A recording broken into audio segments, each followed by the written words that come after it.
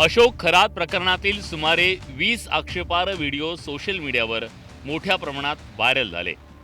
ते video Telegram, Facebook, इंस्टाग्रामसह काही porn साईटवरही प्रसारित होत आहेत। सूत्रांच्या माहितीनुसार हे व्हिडिओ पाहण्यासाठी 20 ते 50 रुपये ऑनलाईन पद्धतीनं घेतले जात आहेत। पैसे मिळाल्यानंतर व्हिडिओ वैयक्तिक मेसेजद्वारे पाठवले जात आहेत। भोंदू अशोक खरातचे व्हिडिओ महाराष्ट्रात नाही तर देशभरात व्हायरल झाले। मात्र हे व्हिडिओ व्हायरल होणं धोकादायक आहे, कारण यातून पीडित महिलांची ओळख उघड होण्याचा धोका होता। त्यामुळे पोलिसांकडून कठोर कारवाईला सुरुवात करण्यात आली। या गंभीर प्रकरणाची दखल घेत महाराष्ट्र सायबर सेलनं गुन्हे दाखल केले। सायबर सेलनं आतापर्यंत सुमारे 5000 लिंक्स ब्लॉक केल्या। 450 पेक्षा जास्त सोशल मीडिया अकाउंट्स बंद करण्यात आले। हा गुन्हा घडण्यासाठी मुख्य आरोपी सोडून इतर कोणी कारणीभूत ठरलं आहे का? कोणी याची इकोसिस्टीम निर्माण करण्यामध्ये सहाय्यभूत ठरलेलं आहे का? या अंगाने सुद्धा आपण तपास करत आहोत। या गुन्ह्यांची पार्श्वभूमी तयार करण्यासाठी कोणी मदत केली आहे का?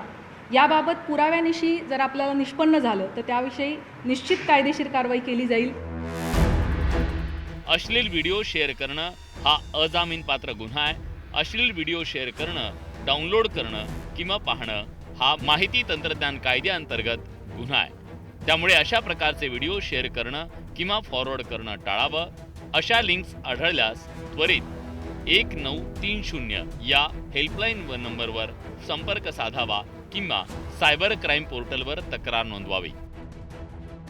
तर या प्रकरणात कुणालाही सोडलं जाणार नाही असं सरकारकडून आधीच स्पष्ट करण्यात आलंय। या प्रकरणामध्ये ज्या दुर्दैवी महिला विक्टीम आहेत त्यांचे व्हिडिओ हे काही लोकांनी सोशल मीडिया साईटवर अपलोड केले आहेत। ते आम्ही आता त्या ठिकाणी सोशल मीडिया साईटवरनं हटवले आहेत।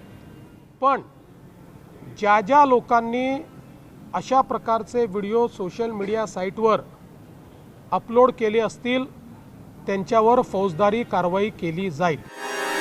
सायबर गुन्ह्यांविरोधात कठोर कारवाई सुरू असली तरी नागरिकांची जबाबदारी तितकीच महत्त्वाची आहे। अशा प्रकारच्या गैरकृत्यांपासून दूर राहून कायद्याचं पालन करत नेटिकेट्सनुसार वर्तन करणं गरजेचं आहे।